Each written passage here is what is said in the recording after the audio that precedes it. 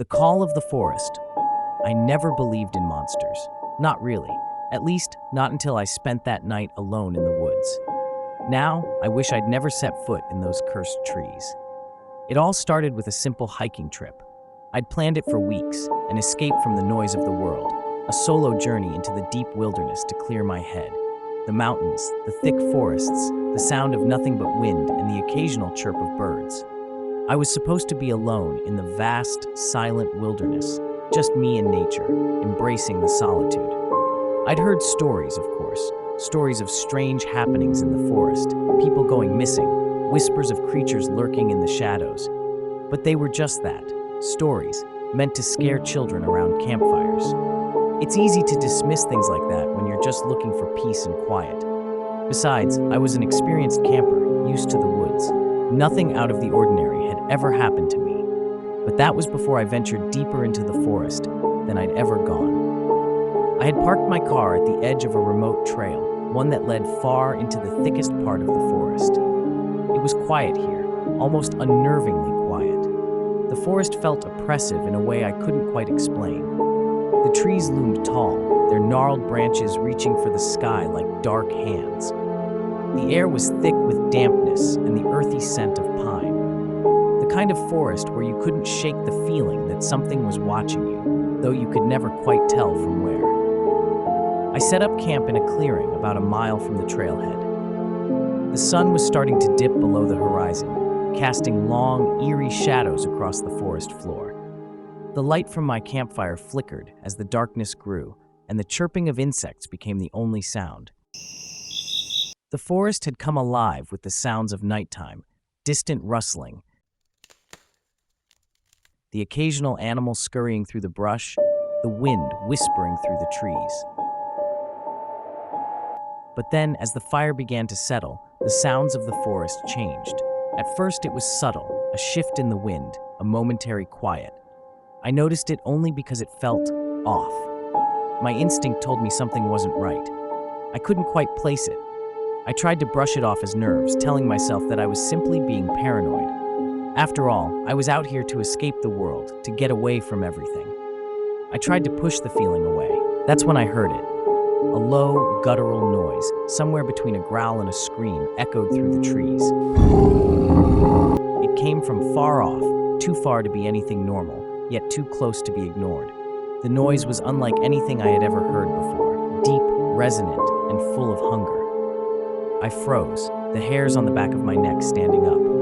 I told myself it was probably just a bear, or maybe a mountain lion, though it didn't quite sound like either. The way the sound cut through the forest, low and unsettling, was unlike any animal I had heard, and it was moving closer.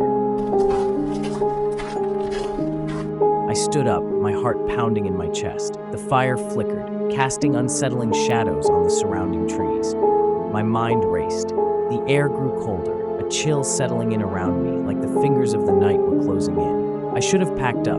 I should have grabbed my gear, extinguished the fire, and run for the trailhead. But I was stubborn. I kept telling myself it was just my imagination playing tricks on me. Then came the second noise. Closer this time. It was a snap, crackling of twigs, the unmistakable sound of something heavy moving through the underbrush. Not a bear. Bears don't move like that. It was too quick, too calculated. And whatever it was big. Panic began to creep in, tightening my chest. My breath came in shallow gasps. I told myself to stay calm, but my mind was spiraling. I grabbed the closest thing to a weapon, my camp knife, and stood frozen in the center of the clearing, waiting for the next sound. Minutes passed like hours. Then, silence. The air hung thick with tension. The only sound was my own heartbeat, thudding in my ears. Then I saw it. A shadow, tall and grotesque, moved just beyond the firelight, barely noticeable in the dark. But I saw it, something watching me from the edge of the trees. It wasn't human. It wasn't anything I could name. Its eyes glowed faintly in the dim light, two pinpricks of malice locked onto me. I didn't move. I couldn't. My limbs had turned to stone, my entire body frozen in terror. It stared at me, unmoving. I could feel its presence like a weight pressing down on me, suffocating me. The air smelled wrong, bitter, like decay. It was the kind of smell you'd associate with death, but sharper, more pungent. And then, I felt it. The hunger. Not just the hunger of a predator, but something ancient, something otherworldly. A hunger so deep, so consuming that it made my stomach churn. The creature didn't move, but I could feel it reaching for me, pulling at my very soul, demanding that I run. My instincts screamed at me to turn and flee, but I couldn't move. I couldn't tear my eyes away from those glowing orbs, locked on me like a trap. And then it stepped forward. The forest around me seemed to shift, as if the very ground was warping under its weight. Its limbs were impossibly long, its body twisted in unnatural angles like it had been stretched beyond what was meant to be. The shadow grew larger, until it was no longer a shadow at all. What stood before me wasn't a man. It wasn't an animal. It was a thing, a creature that shouldn't exist, with twisted, malformed limbs and pale, desiccated skin that seemed to cling to its bones. Its mouth was a jagged thing, lips pulled back in a snarl, showing row upon row of razor-sharp teeth. I didn't even realize I had screamed until the sound of my own voice broke through the silence. An animalistic, desperate cry for help that echoed into the abyss. But there was no help coming. The Wendigo tilted its head, and in that moment, I felt a coldness seep into my very bones. An ancient evil that had been waiting for me, for any trespasser foolish enough to wander too deep into its domain. I knew I was trapped, and just as the creature opened its mouth, preparing to feast on my terror, I ran. I don't remember how. My body moved on pure instinct, driven by the primal urge to survive, to escape. The world around me blurred into nothing but the sound of my ragged breathing and the pounding of my heart in my chest. I didn't look back. I couldn't. I could feel the Wendigo's presence, its eyes locked onto me, burning through the darkness. But the deeper I ran, the more I realized something. It wasn't chasing me. It was playing with me. I stumbled through the forest, branches whipping at my face, the ground uneven beneath my feet.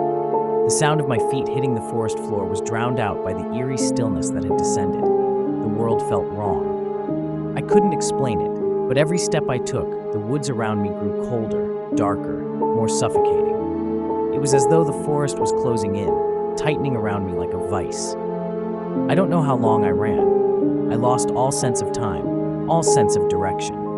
The world around me had become a nightmare, and I was trapped in it. The trees towered above me, their twisted branches blocking out the moonlight, leaving me in total darkness. The only light I had left was the faint glow of the fire I'd left behind, far, far behind me now. But even that light felt distant, like a fading memory. Then I heard it, a low, guttural growl, deep and rumbling, that sent a spike of terror straight through my spine. I froze, every muscle in my body locking up. I didn't dare breathe. It was close, so close. I could feel it, that cold presence, just beyond the trees. It was watching me again. A voice, no, not a voice, a sound came from the woods. A distorted whisper that scraped across my mind, the words indistinguishable but filled with malice. I felt my body tremble uncontrollably, the fear clawing at my throat, choking me. I wanted to run. I wanted to scream, but I couldn't. I couldn't even move. That's when I saw it. It wasn't standing directly in front of me this time, but I saw its silhouette, just beyond the trees, its pale, deathly skin glowing faintly in the darkness. Its limbs were longer now, twisted at impossible angles, as if they were reaching for me, the way a spider's legs stretched toward its prey. The shape of its body writhed, and the sound that emanated from it, low, crackling, like something scraping across a chalkboard, made my insides twist in horror. The Wendigo was closer now, so close I could almost feel its cold breath on my skin. I should have run. I knew I should have run. But all I could do was stand there, frozen, like prey caught in the gaze of its predator. It moved again, this time with an unnatural speed, like the shadows themselves were part of its form. I stumbled back, my legs trembling, my brain screaming at me to get out, but my body was paralyzed with fear. And then, as if mocking my terror, the creature opened its mouth. The smell hit me first. The stench of rotting flesh, of decay, of something ancient and putrid, filled the air and made me gag. But worse than the smell was the sound that followed, its voice. Hungry. It was a single word, but it wasn't just a word. It was hunger.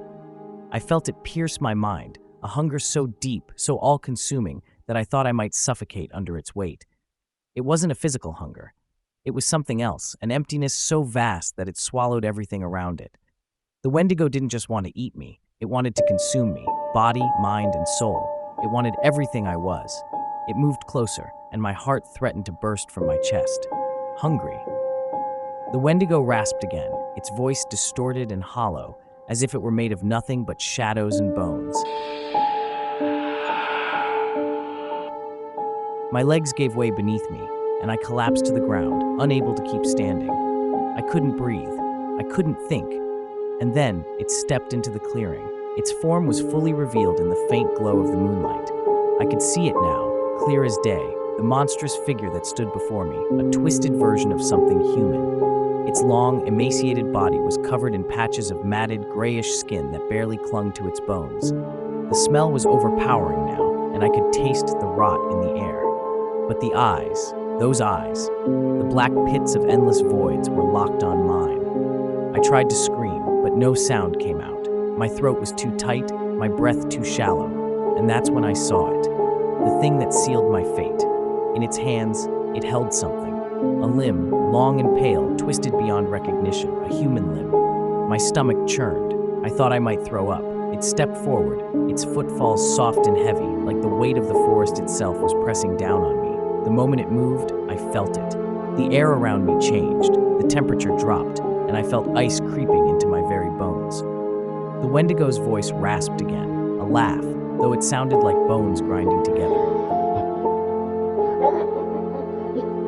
I will feed on you. It didn't sound like anything human. I didn't have the strength to run anymore. My mind was a blur, clouded with fear. I had no plan, no escape. I could only stare into its eyes, the eyes of a creature that should not exist, a creature born of hunger, born of the forest itself. And then, it took another step forward. I heard it, the cracking of bones, the sound of something snapping inside its body. It didn't move like a human anymore. It moved like something other. That's when I saw it, the last thing I would ever see. Behind the Wendigo, through the trees, I saw the flickering of lights. Tiny, distant glimmers, like candles floating in the air. I should have known. The lights were not hope. They were the souls of those who had wandered too far, too deep, into this cursed forest. They were the lost, the damned, trapped forever in the Wendigo's grasp. It had taken them, and now it was taking me. The darkness closed in, and I felt a cold hand grip my chest. I don't know if I was still alive at that moment. I don't know if I'm alive now. Everything around me felt unreal, a blur of shadow and cold, suffocating darkness. The Wendigo loomed before me, its figure warped by the shadows of the trees, its body nothing more than a twisted nightmare come to life. Its eyes, those hollow, endless pits, burned into me, pinning me in place, trapping me in my own fear. My heart hammered in my chest, each beat louder than the last, until I thought I might pass out from the sheer pressure of it all. But I couldn't look away. I couldn't do anything except feel the weight of its hunger press down on me. Its mouth opened wider, and a low, sickening hiss escaped from between its rotting teeth, a sound like the cracking of ice in the deepest winter. It was a noise that made my skin crawl, that twisted my very soul. And then, the thing did something that made my blood freeze completely. It smiled, not a human smile. It wasn't a smile of joy or amusement. It was something dark, something vile. Its lips stretched impossibly wide, revealing rows of jagged teeth that gleamed in the pale moonlight, dripping with saliva that glistened like poison. I wanted to scream, but the words wouldn't come. I felt paralyzed, trapped between the primal instinct to run and the inescapable terror that held me in place. I was a rabbit caught in the gaze of a serpent, unable to escape, only able to wait for the strike. The Wendigo stepped closer, its movements slow and deliberate, the air around it growing colder with every step it took. The ground beneath my feet seemed to shift, like the earth itself was bending, warping in response to its presence. It was as though the forest was alive, as though everything around me had been pulled into the Wendigo's grip, serving only to further bind me. I could feel it deep in my bones, its hunger, its need, its absolute thirst for my very essence. This wasn't just about food. This was a creature that fed on fear, that thrived on pain, that drew strength from the terror of its victims. I had read about the Wendigo, stories from ancient tribes, whispered tales of a spirit so hungry it would consume anything, even its own humanity. But reading about it and facing it were two completely different things. The stories hadn't prepared me for this. There was no way to prepare for it. It stopped just a few feet from me, its cold, dead eyes never leaving mine. I could see it now, in its entirety, the way its limbs twisted at unnatural angles, the way its bones pushed through the skin, jagged and sharp. It was like a thing of nightmares, something born of shadow and hunger. Its breath was hot against the freezing air, and I could feel its rancid stench invading my nostrils, filling my lungs with something that made me want to vomit. The smell of death, of rot, of something that had been dead for years, if not centuries. And then it spoke. The words weren't words at all. They were feelings, raw, primal emotions that surged into my mind, flooding it with the deepest terror. "I am hunger," the Wendigo's voice whispered, not through the air, but through my very mind. "I am the void. I am the one who consumes." I screamed then, a strangled primal sound, the last shred of my will to fight, the last flicker of defiance. I didn't know what else to do. There was no way out, no escape. I was trapped. I had to accept it. But just as I thought my soul might break beneath the weight of its gaze, I saw something in the distance. A light, a soft, flickering glow through the trees. My mind was a fog, but something inside me knew that it was real. The lights from earlier, the souls, the way out. I forced myself to my feet, my body shaking, my legs barely able to hold my weight. The Wendigo watched me, its eyes gleaming with hunger, amusement twisting its features. It was letting me move, letting me think I could escape. But I didn't care. I ran. I ran like I had never run before.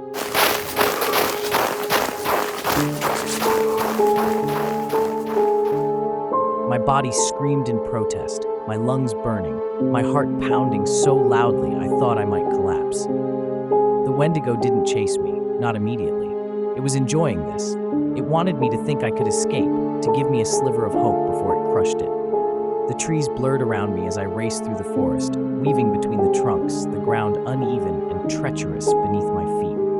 My breath came in ragged gasps, my vision starting to fade, the panic in my chest threatening to overwhelm me. Then, just as I thought I might reach the lights, as I thought I might survive, I felt it. The cold.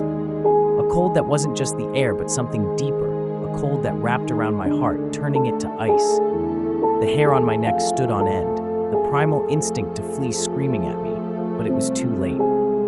The Wendigo was right behind me. I turned just in time to see it step into the clearing, its body bending and twisting in unnatural ways as it emerged from the shadows. Its teeth were bared in a smile, and in that moment, I understood what it truly was. The Wendigo wasn't just a creature. It was a curse, a hunger that never stopped, a thing that could never be satisfied. Too slow, its voice echoed in my mind again, that bone-chilling whisper, and then it rushed at me, faster than anything that size should have been able to move. Its claws reached out, piercing the air with a shriek. I didn't even have time to react before it was upon me, and the world went black. And as always, if you liked the video, don't forget to like and subscribe. Cheers.